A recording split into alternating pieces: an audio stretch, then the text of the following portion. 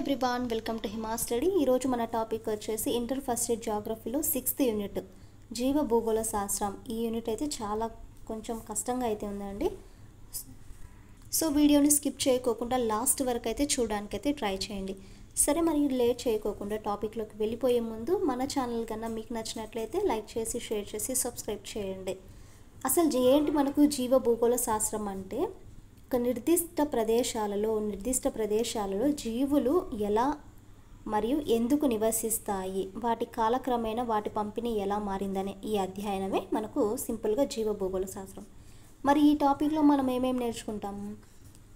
జీవ భూగోళ శాస్త్రం నిర్వచనం ఎలా ఉంటుంది, ఈ యొక్క ఆవరణ వ్యవస్థలు అంటే ఏంటి, జీవుల యొక్క వైవిధ్యం ఎలా ఉంటుంది, సమతుల్యత కానీ, జీవమండలాలు, అలాగే మనకు ఈ జీవమండలాల్లోనే మళ్ళీ సబ్ టాపిక్స్ కింద ఆయనరేఖ మండల వర్షారణ్య జీవమండలం ఏంటి, సమశీతోష్ణ మండలము, టైగా జీవమండలము, ఆయనరేఖ పచ్చిక బయల జీవమండలము, ఇలా ఎడారి జీవమండలం అన్నిటికీ కూడా కవర్ చేసే విధంగా అయితే ఈ టాపిక్ అయితే ఉందండి. మనకు బయోజియోగ్రఫీ నుండి చూసుకుంటే సూర్యుని నుండి నిరంతరం విడుదల చేయబడిన శక్తిలోని అతి సూక్ష్మ పరిమాణం అనేది భూమికి చేరుతుంది. ఈ శక్తిని మనము భూమి వైపుకు ప్రసరించే సూర్య వికిరణం, ఇన్కమింగ్ సోలార్ రేడియేషన్ లేదా సౌరపుటం, ఇన్సోలేషన్ అంటారు. ఓకేనా? సూర్యుని నుండి నిరంతరం విడుదల చేయబడిన శక్తిలోని అతి సూక్ష్మ పరిమాణము భూమిని చేరుతుంది.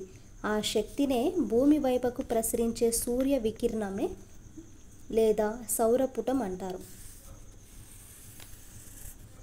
నెక్స్ట్, ఈ భూమిపై నివసించే విభిన్న రకాల జీవరాశులు ఉద్భవం కానీ, పరిణామము, జీవనాధారాలకు సౌరపుటమని కారణమని గుర్తించినప్పుడు ఆశ్చర్యంగా ఉంటుంది. ప్లస్ మనకు పర్యావరణం లేదా పరిసరాలను మనకు 2 టైప్స్గా మనకు వర్గీకరించారండి.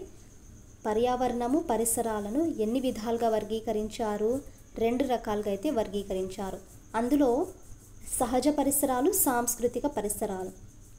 సహజ పరిసరాలు అంటే ఏంటి? ద న్యాచురల్ ఎన్విరాన్మెంట్ అంటే సహజంగా ఉండేవి, న్యాచురల్గా ఉండేవి. గాలి, నీరు, సూర్యరశ్మి, శిలలు, నేలలు, అరణ్యాలు, కీటకాలు, జంతువులు అంటే మానవులతో సహా, అంటే మనతో సహా, ఇవన్నీ కూడా న్యాచురల్గా సహజ పరిసరాలు.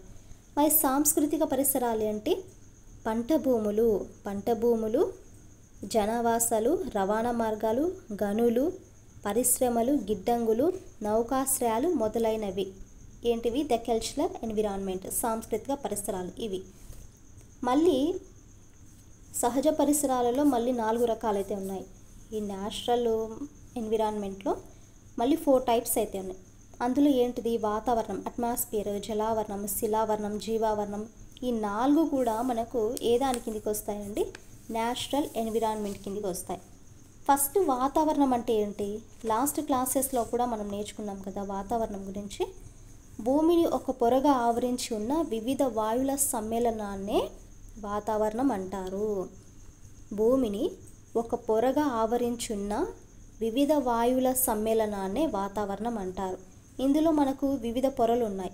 లాస్ట్ క్లాస్లో నేర్చుకున్నాం కదా ట్రోపో ఆవరణం గురించి. దాని గురించి అట్టడుగున ఉన్న పొరను మనము ట్రోపో ఆవరణం అంటారు. అంటే లాస్ట్గా ఉండే ఆవరణాన్ని ట్రోపో ఆవరణం అంటారు. ఈ పొరలనే జీవరాశులకు అంటే మనకు అవసరమైన గాలి అనేది ఉంది. ఈ గాలి ప్రధానంగా oxygen, carbon dioxide, hydrogen, nitrogen, నీటి ఆవిరిల మిశ్రమము. ఈ ట్రోపో ఆవరణంలోని ఈ గాలి అనేది ప్రధానంగా oxygen or carbon dioxide, hydrogen, nitrogen, నీటి ఆవిరిల మిశ్రమం. నెక్స్ట్ మనకు ట్రోపో ఆవరణం పై పొరనే స్ట్రాటో ఆవరణం అంటారు. అంటే ఈ యొక్క పై పొరనే మనము స్ట్రాటో ఆవరణం అంటారు. ట్రోపో ఆవరణంపై ఉన్న పొరనే పై పక్కన అంటే పొరను స్ట్రాటో ఆవరణం అంటారు. మరి ఈ పొర కింది భాగంలో ఓజోన్ పొర అనేది ఉంటుంది. ఇది ఆక్సిజన్ యొక్క రూపాంతరమే. ఇది మనకు విషువులతో కూడిన వాయువు. జీవరాశిని అంతటిని నాశనం చేసి సూర్యుని అతినీల లోహిత కిరణాలు ఉంటాయి కదా, అల్ట్రావైలెట్ అని. ఈ కిరణాలు భూమి ఉపరితలాన్ని చేరకుండా ఓజోన్ పొర ఆ కిరణాలను ఫిల్టర్ చేసి అంటే వడకట్టి తద్వారా జీవరాశులన్నిటికీ అంటే మనకు కవచంగా అయితే ఉపయోగపడుతుంది. ఇది మనకు వాతావరణం.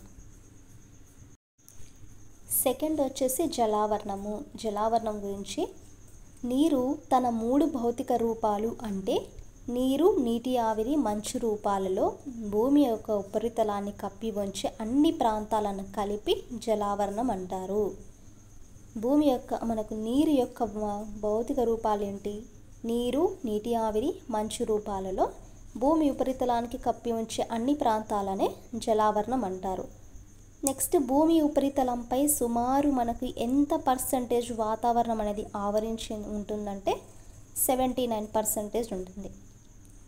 నీరు, మంచు భౌతికంగా మొత్తం కలిపి భూమి ఉపరితలంపై సుమారు 79% ప్రాంతాన్ని ఆవరించి ఉంది నీరు. మహాసముద్రాలు, సముద్రాలు కానీ, సరస్సులు, నీటి గుంటలు, నదులు, ఇలా రకరకాలుగా హిమావరణాలు, వీటన్నిటిని కలిపి జలావరణంలోని భాగాలు. థర్డ్ శిలావరణము. థర్డ్ అండ్ శిలావరణం. ప్రావరం, మ్యాంటిల్ ఉంటుంది కదా, భూప్రావరం. పై భాగం భూపటలాలతో కూడిన ఘనరూపంలో ఉన్న భూమి ఉపరితలాన్ని శిలావరణం అంటారు. భూ అంటే ప్రావరము, పై భాగము భూపటలాలలో కూడిన ఘనరూపంలో ఉన్న భూమి ఉపరితలాన్ని శిలావరణం అంటారు. భూమి ఉపరితలంపై ఎంత పర్సంటేజ్ ఆక్రమిస్తుంది? 21% ఈ శిలావరణము ప్రాంతాన్ని అనేది ఆక్రమిస్తుంది. అందులో దేనిగా విభజిస్తారు? మనకు ఖండాలు, అంటే మనకి 7 ఖండాలు ఉన్నాయి కదా, 7 ఖండాలు అనేక ద్వీపాలతో విభజిస్తారు. Last one జీవావరణం. భూగోళానికి సంబంధించిన అసంఖ్యాకమైన, అంటే సంఖ్య లేకుండా వివిధ రకాల జీవరాశులన్నీ వాతావరణము, శిలావరణము, జలవరణము సరిహద్దు ప్రాంతాలలో భూమి ఉపరితలం పైన, ఉపరితలానికి సమీపంగా కొంత లోతు నుంచి కొంత ఎత్తు వరకు ఒక పలుచని పొరగా ఏర్పడ్డ ప్రాంతాలలో జీవిస్తున్నారు. అందువల్ల ఈ పలుచని పొరను జీవావరణంగా పేర్కొంటారు. చూడండి ఎంత మీనింగ్ఫుల్గా ఉందో. జీవరాశులన్నీ అందులో ఏది వాతావరణం కానీ, శిలావరణం, జలావరణం సరిహద్దు ప్రాంతాలలో భూమి ఉపరితలం పైన, లేకుంటే ఉపరితలానికి సమీపంగా కొంత లోతు, ఎత్తు, ఒక పలుచని పొరగా ఏర్పడ్డ ప్రాంతంలో అనేవి జీవిస్తున్నాయి. అందువల్లనే ఈ పలుచని పొరను జీవావరణంగా పేర్కొంటున్నారు. ఈ జీవావరణం యొక్క మందము 30 కిలోమీటర్స్ మందంతో ఏర్పడ్డ ఈ పొర అనేది ఉంటుంది. జీవరాశులు మొత్తంగా 3 రకాలైతే ఉంటాయి. జీవరాశులు మొత్తంగా 3 రకాలు. అవి ఏంటంటే సూక్ష్మజీవులు, వృక్షాలు, జంతువులు. జీవరాశులు 3 టైప్స్ ఉంటాయి. అందులో సూక్ష్మజీవులు, వృక్షాలు, జంతువులు అంటే మానవులతో సహా. నిర్వచనం చూడండి ఇక్కడ. జీవావరణంలో వివిధ కాలాలు, ప్రాంతాలకు సంబంధించిన జీవరాశులు వాటి యొక్క జీవన స్థితిగతుల విస్తరణ గురించి నిర్వహించే అధ్యయనాన్ని జీవ భూగోళ శాస్త్రం అంటారు. జీవావరణంలో వివిధ కాలాలు, ప్రాంతాలకు సంబంధించిన జీవరాశులే వాటి యొక్క జీవన స్థితిగతుల యొక్క విస్తరణను గురించి తెలిపే శాస్త్రం, అంటే నిర్వహించే అధ్యయనాన్ని జీవ భూగోళ శాస్త్రం అంటారు. ఆవరణ వ్యవస్థలు, ఎకోసిస్టమ్స్ చూడండి. ఏకకణాంగ జీవులు, బహుళ కణాంగ జీవులు, ముఖ్యంగా వృక్షాలు, జంతువులు, మానవులతో సహా మొదలైన జీవం ఉన్న అన్నిటిని జీవులు అంటారు. ఏకకణాంగ జీవులు అంటే ఒక కణంగా ఉండే జీవులు కానీ, బహుళ కణంగా చాలా ఎక్కువగా ఉన్న కణాంగ జీవులను, మెయిన్గా చెప్పాలంటే వృక్షాలు కానీ, జంతువులు కానీ, మానవులు, ఇలా మొదలైన అన్నిటికి, ప్రాణం ఉన్న అన్నిటికీ, జీవం ఉన్న అన్నిటికీ జీవులు అంటారు. జాతి అని వేటిని అంటారంటే, జీవావరణంలో ఎక్కడైతే జీవిస్తున్నప్పటికీ ఆకారం కానీ, ప్రవర్తనల్లో పోలికలుండి న్యాచురల్గా, సహజ సిద్ధంగా పునరుత్పత్తిని సాధించే జీవుల సముదాయాన్ని జాతి అంటారు, స్పెసీషియస్ అంటారు. జీవావరణంలో ఎక్కడ జీవిస్తున్నా ఆకారం కానీ, ప్రవర్తనలో పోలికలో న్యాచురల్గా ఒక ఉత్పత్తిని సాధించే జీవుల సముదాయాన్నే జాతి అంటారు. పాపులేషన్ అని దేనిని అంటారంటే, అక్కడేమో మనము జాతిని అయితే చూసుకున్నాం, ప్రజెంట్ అయితే పాపులేషన్. ఒక నియమిత భౌగోళిక ప్రాంతంలో జీవిస్తూ తమలో తాము పరస్పర చర్యలను జరుపుకునే ఒకే జాతికి చెందిన జీవులనే జనాభా అంటారు. ఓకేనా. నెక్స్ట్ జీవ సమాజం చూసుకుంటే, ఒక నియమిత భౌగోళిక ప్రాంతంలో జీవిస్తూ పరస్పర చర్యలను జరుపుకొని వివిధ జాతులను ఇచ్చారు. ఇక్కడ ఒకే రకమైన జీవులనైతే పాపులేషన్ అంటారు. బట్ ఇక్కడ పరస్పర చర్యలు జరుపుకొని వివిధ జాతులకు చెందిన జనాభాల సమూహాన్ని జీవ సమాజం అంటారు. సో ఇంపార్టెంట్గా ఉండేవైతే చూడండి. ప్రతి జాతికి తన కూడు గూడు పునరుత్పత్తులకు సంబంధించిన ఒక నిర్దిష్ట సరళి అనేది ఉంటుంది. దానిని జాతికి సంబంధించిన ఎకలాజికల్ నిష్ అంటారు. అంటే జాతికి మనకు కూడు అనేది అవసరము, గూడు అనేది అవసరం. ఇలాంటి ఉత్పత్తులకు సంబంధించిన ఒక సరళి అనేది ఉంటుంది. దానిని ఆ జాతికి సంబంధించిన ఎకలాజికల్ నిష్ అంటారు. ఎకలాజికల్ నిష్ అంటారు. దీనిలో ఆ జాతి ఇతర జాతులకు అలాగే తన ఆజీవ పరిస్థితుల్లోనూ జరిపే పరస్పర చర్యలు కూడా మిళితమై ఉంటాయి. ఆవరణ వ్యవస్థ నిర్మితి చూడండి. Structure of an ecosystem. ప్రతి ఆవరణ వ్యవస్థలో 2 మౌలిక అంశాలు అయితే ఉంటాయి. ప్రతి ఆవరణ వ్యవస్థలో ఎన్ని మౌలిక అంశాలు ఉంటాయండి? 2 మౌలిక అంశాలు ఉన్నాయి. అందులో మొదటిది ఏంటంటే జీవులతో కూడిన జీవ సంబంధ అంశము. సెకండ్ వన్ నిర్జీవ అంశాలతో కూడిన నిర్జీవ అంశం. Biotic factor, abiotic factor. జీవులతో కూడిన జీవ సంబంధ అంశము, నిర్జీవ అంశాలతో కూడిన నిర్జీవ అంశము. మనకి ఇదేంటి ఆవరణ వ్యవస్థలో 2 టైప్స్. జీవ సంబంధ అంశంలో ఏంటి సూక్ష్మజీవులు కానీ వృక్షాలు జంతువులు ఉంటాయని మనకు తెలుసు. అయితే నిర్జీవ పరిస్థితులు మాత్రం ఆవరణ వ్యవస్థ యొక్క ఉనికిని బట్టి మారుతుంటాయి. మనకు సంబంధంలో ఉండే అంశంలో చూసుకుంటే సూక్ష్మజీవులు కానీ జంతువులు కానీ వృక్షాలు కానీ మానవులతో సహా ఉంటాయని తెలుసు. కానీ నిర్జీవ పరిస్థితులను మాత్రం ఆవరణ వ్యవస్థ అనేది ఉనికిని బట్టి చేంజెస్ అయితే ఉంటాయి.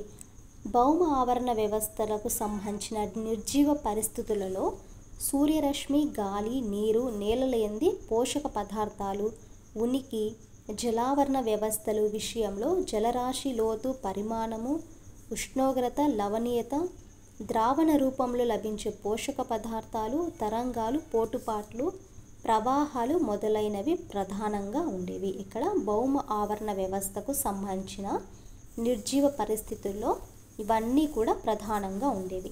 బయోటిక్ కాంపోనెంట్ ఆఫ్ యాన్ ఎకోసిస్టంలో చూసుకుంటే అంటే ఆవరణ వ్యవస్థ జీవన సంబంధ అంశంలో చూసుకుంటే జీవులన్నిటిలోనూ వృక్షాలు అత్యంత ప్రధానంగా చెప్పుకోదగినవి. అంతేకాకుండా జీవులన్నిటిలోనూ అత్యంత పురాతనమైనవి ఏంటి? వృక్షాలు. వాటికి చలనం అనేది ఉండదు కాబట్టి అవి భౌతిక పరిసరాల ప్రభావానికి ఎక్కువగా గురి అవుతుంటాయి.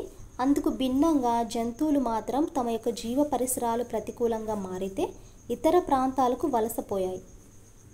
మరి వీటి యొక్క పోషణ తీరును అనుసరిస్తే జీవులు 3 వర్గాలుగా విభజించబడ్డాయండి. ఈ యొక్క జీవులు ప్రధానంగా 3 వర్గాలుగా విభజించబడ్డాయి. అందులో ఉత్పత్తిదారులు, వినియోగదారులు, విచ్ఛిన్నదారులు ఇలా 3 టైప్స్ అయితే ఉన్నాయి. అంటే వాటి యొక్క పోషణ తీరును అనుసరించి 3 వర్గాలుగా విభజించారు. అందులో ఉత్పత్తిదారులని, వినియోగదారులని, విచ్ఛిన్నదారులని ఇలా 3 రకాలు ఉన్నాయి. ఉత్పత్తిదారులు ప్రొడ్యూసర్స్ అంటే ఇవి స్వయంగా పోషకాలతో ఉంటాయి, స్వయం పోషకాలు, సెల్ఫ్ సస్టైనింగ్ అంటారు. వినియోగదారులు కన్జ్యూమర్స్ ఇవి తమ పోషకాలను ప్రత్యక్షంగా లేదా పరోక్ష విధానాల ద్వారా ఉత్పత్తిదారుల నుండి అయితే గ్రహిస్తాయి. థర్డ్ వన్ విచ్ఛిన్నదారులు డెకంపోజర్స్ ఇవి తమ పోషకాలను కుళ్ళుతున్న జీవ సంబంధ పదార్థాల నుండి లభిస్తాయి. ఉత్పత్తిదారులు అని వేటిని అంటారు? ఆకుపచ్చని వృక్షాలనే ఉత్పత్తిదారులు అంటారు. అంటే పచ్చగా ఉండే ఆకుపచ్చని వృక్షాలను ఉత్పత్తిదారులు అంటారు.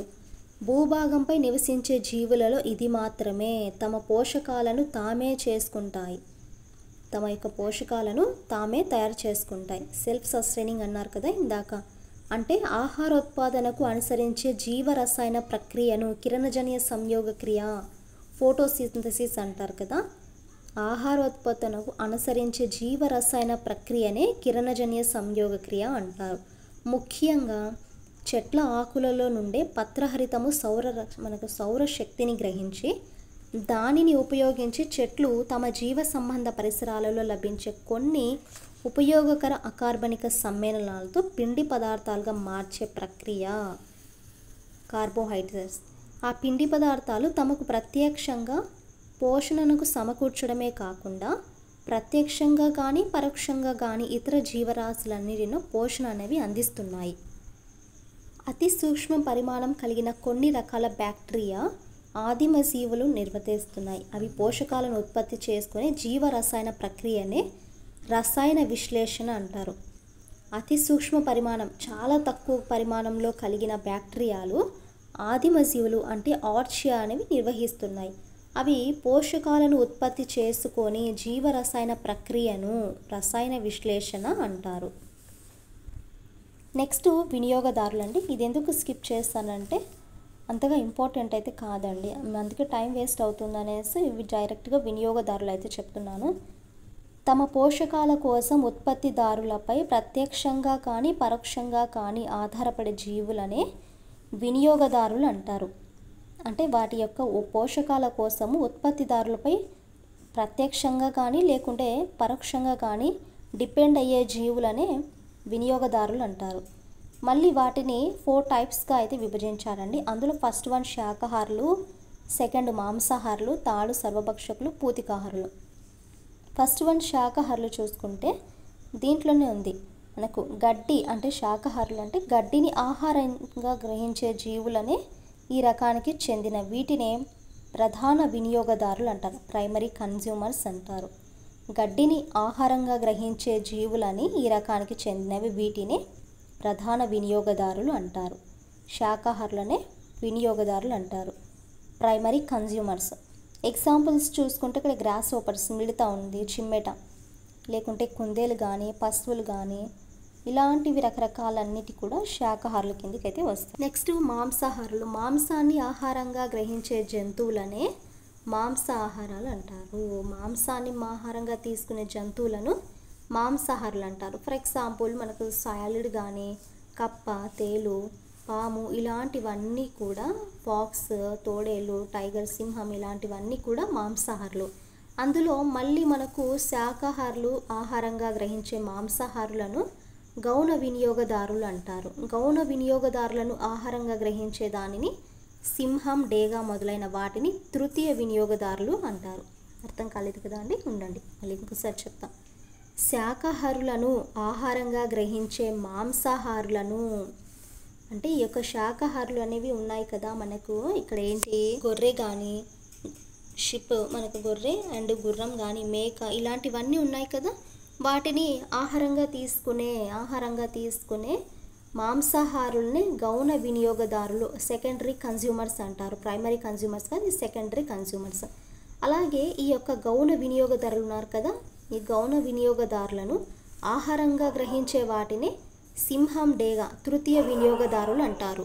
థర్డ్ వన్ సర్వభక్షకులు. థర్డ్ వన్ సర్వభక్షకులు, ఆమ్నివర్స్ అంటే వృక్ష సంబంధ పదార్థాలను, మాంసాన్ని కూడా భుజించే జీవులను సర్వభక్షకులు అంటారు. అంటే వృక్ష సంబంధ పదార్థాలు ఉన్నాయి కదా, వాటిని ప్లస్ మాంసాన్ని కూడా భుజించే జీవులను సర్వభక్షకులు అంటారు. రెండింటిని కూడా తినే జీవులను సర్వభక్షకులు అంటారు. ఫర్ ఎగ్జాంపుల్ మనిషి అతి ప్రధానమైన సర్వభక్షకుడు. ప్రధానంగా మనిషి అంటే హ్యూమన్స్. బొద్దింక కానీ, ఎలుక, పిల్లి, కుక్క, కాకి ఇలాంటివన్నీ కూడా సర్వభక్షకుల కిందికి వస్తాయి. లాస్ట్ వన్ పూతికాహారులు. విగత జీవుల యొక్క కళేబారాలను, మల అవశేషాలను భక్షించే జీవులని పూతికాహారులు అంటారు. అంటే చనిపోయిన జీవులు ఉంటాయి కదా, వాటి యొక్క కళేబారాలను, వాటి యొక్క అవశేషాలను భుజించి అంటే తినే యొక్క జీవులను పూతికాహారులు అంటారు. ఫర్ ఎగ్జాంపుల్ చీమ, చెదపురుగు, చిన్న పురుగులు ఇవన్నీ కూడా పూతికాహారుల కిందకి వస్తాయి. థర్డ్ వన్ విచ్ఛిన్నకారులు అండి. కుళ్ళుతున్న జీవ సంబంధ పదార్థాన్ని భక్షించే జీవులనే విచ్ఛిన్నకారులు అంటారు. కుళ్ళుతున్న జీవ సంబంధ పదార్థాన్నే భక్షించి అంటే తినే యొక్క జీవులను విచ్ఛిన్నకారులు అంటారు. సాధారణంగా అకార్బనిక సంబంధాలను విడుదల అనేవి చేస్తాయి. నేల, నీరు గ్రహించి వృక్షాలకు పోషకాలుగా అవి అయితే అందిస్తుంటాయి. ఫర్ ఎగ్జాంపుల్ బ్యాక్టీరియా, శిలీంధ్రాలు. ప్రపంచ జీవ మండలాలు. ఈ టాపిక్ చాలా చాలా ఇంపార్టెంట్. కొద్దిగా ఎఫోర్ట్ పెట్టి అయితే ఈ టాపిక్ అయితే మరీ చూడండి. విశ్వంలో ఒక భూగ్రహం మీద మాత్రమే జీవులు ఉన్నాయనే విషయం మనందరికీ తెలిసిన విషయమే. అయితే మిలియన్ల సంఖ్యలో వివిధ రకాల సూక్ష్మజీవులు కానీ, వృక్షాలు, జంతువులు ప్రపంచంలో జీవిస్తున్నాయి కదా. అయితే వీటి విస్తరణ ఒకే విధంగా అయితే లేదు. శీతోష్ణ పరిస్థితులు కానివ్వండి, ప్రధానంగా ఉష్ణోగ్రత మరియు వర్షపాతము వీటి యొక్క ఉనికి ప్రభావితం చేస్తుంది. ఒక ప్రత్యేక శీతోష్ణ స్థితిలో జీవించే జంతువులు, వృక్షాలు ఆ రకమైన శీతోష్ణ స్థితి ప్రాంతాలలో మనకు కనబడుతున్నాయి. ఈ యొక్క ప్రపంచ జీవమండలాల నిర్వచనం చూసుకుంటే ఒక ప్రత్యేక శీతోష్ణ స్థితిలో జంతువులు, వృక్షాలు కలిసి జీవించే ఒక నిర్దిష్ట జీవవర్ణ సంఘాన్నే జీవమండలం అంటారు, ఎకలాజికల్ కమ్యూనిటీ. ఈ జీవ మండలాల్లో మళ్ళీ 4 టైప్స్ అయితే ఉన్నాయండి. 7 రకాలుగా అయితే ఉన్నాయి. అందులో ఫస్ట్ వన్ వచ్చేసి ఐనరేఖ వర్షారణ్య జీవమండలము, the tropical rain forest biome. Second సమశీతోష్ణ మండల ఆకురాల్చే అరణ్యాల జీవమండలము. థర్డ్ టైగా జీవమండలము. ఫోర్త్ ఐనరేఖ పచ్చిక బయళ్ళ జీవమండలము లేదా సవాన్నా జీవమండలం. అండ్ ఫిఫ్త్ వన్ వచ్చేసి యాజ్ యూజువల్గా సమశీతోష్ణ మండలం పచ్చిక బయలు లేదా స్టెఫీ. 6th వన్ ఎడారి. 7th Arctic tundra జీవమండలం. దాని గురించి అయితే ఇక్కడ ఫస్ట్ చూసుకుంటే ఐనరేఖ మండల వర్షారణ్య జీవమండలము, ద ట్రాపికల్ రెయిన్ ఫారెస్ట్ బయోమి. వేడిగా తేమగా ఉండే ఐనరేఖ మండల ఉష్ణమండల వర్షారణ్యం భూమధ్యరేఖ ప్రాంతంలో విస్తరించి ఉంది.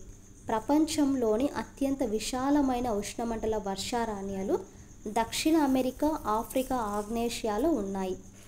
ఉష్ణమండల వర్షారణ్య ప్రాంతంలో సంవత్సరం పొడవునా ఎంత సెంటీమీటర్ల వర్షపాతం అనేది సంభవిస్తుందంటే 150 నుండి 400 సెంటీమీటర్ల యొక్క వర్షపాతం అనేది సంభవిస్తుంది. ఎక్కడ? ఉష్ణమండల వర్షారణ్య ప్రాంతాలలో. ఈ ప్రాంతంలో జీవించే వృక్షాలు, జంతువుల యొక్క జాతుల సంఖ్య 15 మిలియన్ల కంటే అధికంగా ఉంటుంది. ప్లస్ భూగోళపు ఆక్సిజన్లో 4% ఆక్సిజన్ అనేది విడుదల చేస్తున్నాయి. సో యాజ్ యూజువల్గా ఇక్కడ వృక్షజాలం ఇచ్చారు, అలాగే వృక్ష యొక్క అనుసరణీయతలు ఇచ్చారు. దానిలో జంతుజాలం కానీ జంతు అనుసరణీయతలు, సమశీతోష్ణ ఆకురాలు సేమ్ యాజ్ యూజువల్గా అలానే ఇచ్చారండి. ఇక్కడ ఏదైతే ఉన్నాయో 4, నెక్స్ట్ అవే టాపిక్స్లో కూడా సేమ్ 4 అయితే ఇచ్చారు. సో ఈ లెసన్ కంప్లీట్గా చూడడానికి కోసం నేను పీడిఎఫ్ అయితే కొంచెం పంపిస్తానండి. సో వాటిని అయితే చూడండి. కంప్లీట్ లెసన్ అనేది పీడిఎఫ్ రూపంలో అయితే ష్యూర్గా నేను సెండ్ చేస్తాను. మన వాట్సాప్ ఛానల్ అయితే ఉంటుంది కదా అండి, అందులో మీరు జాయిన్ అవ్వడం వల్ల లేట్ అయినా సరే మీకు సెండ్ చేయడం అయితే జరుగుతుంది.